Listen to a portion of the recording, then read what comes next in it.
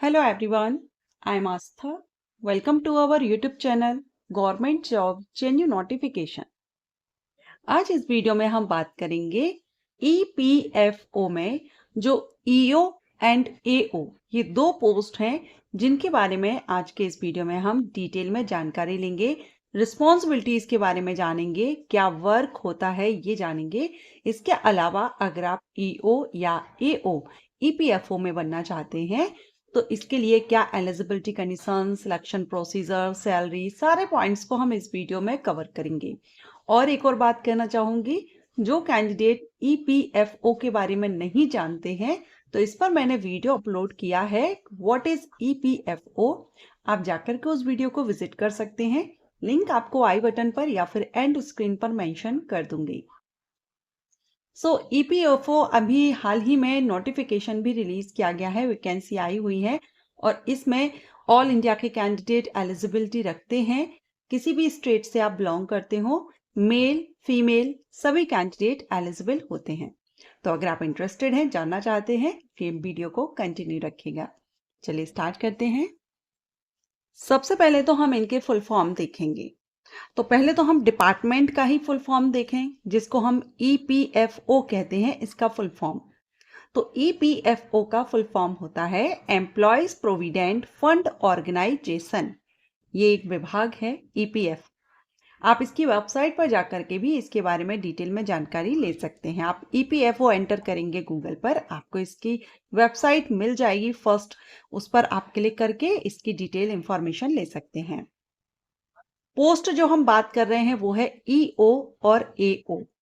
EO का full form होता है एनफोर्समेंट ऑफिसर एंड AO का फुल फॉर्म होता है अकाउंट्स ऑफिसर, जिसको हम हिंदी में EO को कहते हैं प्रवर्तन अधिकारी और अकाउंट्स ऑफिसर को कहते हैं लेखा अधिकारी। ये दोनों ही पोस्ट EPFO में होती हैं। अब इसका जो वैकेंसी नोटिफिकेशन है वो क्या EPFO की तरफ से रिलीज किया जाता है? तो नहीं, ये जो नोटिफिकेशन है ये UPSC union public service commission की तरफ से नोटिफिकेशन रिलीज किया जाता है, जो कि अभी 2025 के लिए रिलीज हो चुका है। अगर आप फ्यूचर में EPFO में ज्वाइनिंग लेना चाहते हैं, जॉब करना चाहते हैं EO या AO पोस्ट के लिए, तो आपको EPFO की वेबसाइट पर अपडेट नहीं रहना होगा। वैकेंसी के लिए आपको UPSC की वेबसाइट पर, यूनियन पब्लिक सर्विस कमीशन की वेबसाइट पर अपडेट रहना होगा। अब हम बात करते हैं EO या AO का वर्क क्या होता है, रिस्पॉन्सिबिलिटीज क्या होती हैं।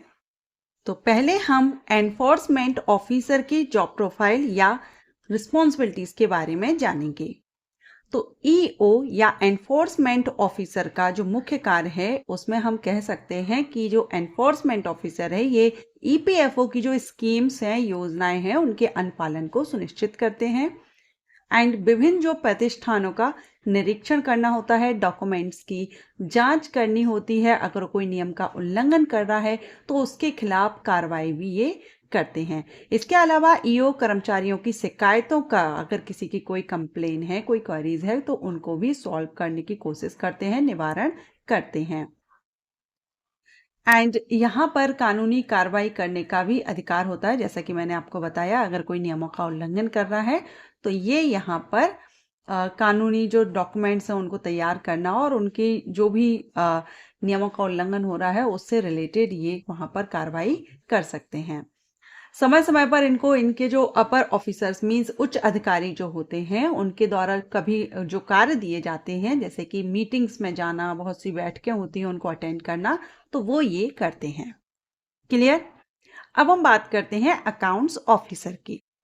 अकाउंट्स ऑफिसर का तो आपको नाम से ही समझ आ रहा है, ये अकाउंट से रिलेटेड इनके वर्क होते हैं। अकाउंट्स मैनेज करना, उनका रख रखाव एंड वित्तीय जो फाइनेंशियल रिपोर्ट होती है इसको तैयार करना, विभिन्न वित्तीय लेन देन का प्रबंधन यानी मैनेजमेंट। सो अकाउंट से रिलेटेड जो भी वर्क रहते हैं वो अकाउंट्स ऑफिसर के रहते हैं। भविष्य निधि और पेंशन से रिलेटेड जो दावों को संशोधित करते हैं, सुनिश्चित करते हैं कि वे सही ढंग से या सही समय पर निपटाए जाएं।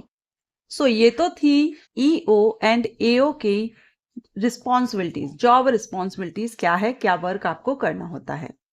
ये जो पोस्ट है ये ग्रुप बी की पोस्ट रहती है, ग्रुप बी की नॉन मिनिस्ट्रियल पोस्ट रहती है। अब हम बात करेंगे एजुकेशनल क्वालिफिकेशन। तो इस पद के लिए आप ग्रेजुएशन होना चाहिए आपका, किसी भी सब्जेक्ट से आपने अपना ग्रेजुएशन कंप्लीट किया हो आप आवेदन कर सकते हैं। कोई भी एक्सपीरियंस की रिक्वायरमेंट नहीं होती है। फ्रेशर कैंडिडेट एलिजिबिलिटी रखते हैं।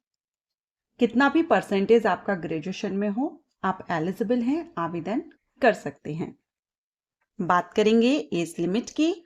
तो इसमें कैटेगरीज वाइज अगर हम एज देखें, अगर आप अनरिजर्व्ड और ईडब्ल्यूएस कैटेगरी से बिलोंग करते हैं तो 30 ईयर अपर एज लिमिट होती है। वहीं अगर आप ओबीसी कैंडिडेट हैं तो 33 ईयर, एससी एसटी कैंडिडेट को 35 ईयर एंड पीडब्ल्यूबीडी कैंडिडेट को 40 ईयर अपर एज लिमिट रहती है। अब बात करते हैं सैलरी की। तो सैलरी आपके लिए लेवल 8 से रहती है, पे मैट्रिक्स 7 सीपीसी से। लेवल 8 से सैलरी जो रहेगी ये आपकी 47,600 बेसिक पे और ग्रेड पे 4800 से आपकी यहाँ रहेगी। अब 8th पे कमीशन अगर लगता है इसमें तो आपका जो बेसिक सैलरी है वो 57,000 अराउंड पहुंचती है। सिलेक्शन प्रोसीजर में आपका रिटन एग्जामिनेशन होता है और ये जो रिटन एग्जामिनेशन है ये आपका 2 घंटे का होता है, जिसमें एमसीक्यूज टाइप्स क्वेश्चंस आपसे किए जाते हैं। क्वेश्चन पेपर की जो लैंग्वेज अगर हम बात करें एग्जामिनेशन लैंग्वेज, तो ये हिंदी और इंग्लिश दोनों ही लैंग्वेजेस में क्वेश्चन पेपर अवेलेबल रहेगा। जो भी आपका मीडियम है हिंदी या इंग्लिश उसमें आप ये एग्जाम दे सकते हैं। नेगेटिव मार्किंग भी रहती है, आंसर आपको केयरफुली देना होगा। अगर आपका आंसर गलत होता है तो 1/3 मार्क माइनस किया जाता है। सिलेबस आप अपनी स्क्रीन पर देख रहे हैं, ये सब्जेक्ट्स हैं। Test broadly comprise the following topics. तो आपको यहाँ पर टॉपिक्स दिए गए हैं, इन्हीं टॉपिक्स को आपको कवर करना होगा रिटन एग्जामिनेशन के लिए। जो रिटन एग्जामिनेशन क्लियर कर लेते हैं उसके बाद कैंडिडेट को इंटरव्यू के लिए कॉल किया जाता है। इंटरव्यू के लिए आप यहाँ पर स्टैंडर्ड ऑफ सुटेबिलिटी देख सकते हैं for interview categories wise. General EWS category है तो 50 या 50 से अबव, ओबीसी कैंडिडेट है तो 45 एंड अबव, एससी एसटी है तो 40 and above.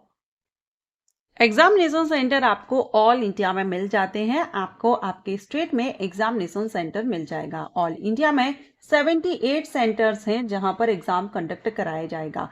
Combined recruitment test हम इसको कहते हैं। अगर आप अभी 2025 के लिए अप्लाई करना चाहते हैं तो एप्लीकेशन स्टार्ट हो चुके हैं। अच्छी अपॉर्चुनिटी है। एक तो ये 2 पोस्ट हमने आज कवर की हैं, बाकी एक पोस्ट और है जिसको हम आगे वीडियो में कवर करेंगे। अगर आप चाहते हैं जल्द से जल्द मैं उस पोस्ट पर भी इसी तरह की इंफॉर्मेशन आपको प्रोवाइड करूं तो आप मुझे कमेंट करके बताइएगा। और आशा करती हूँ ये जानकारी आपको अच्छी लगी हो तो वीडियो को लाइक एंड शेयर कीजिए। Thank you.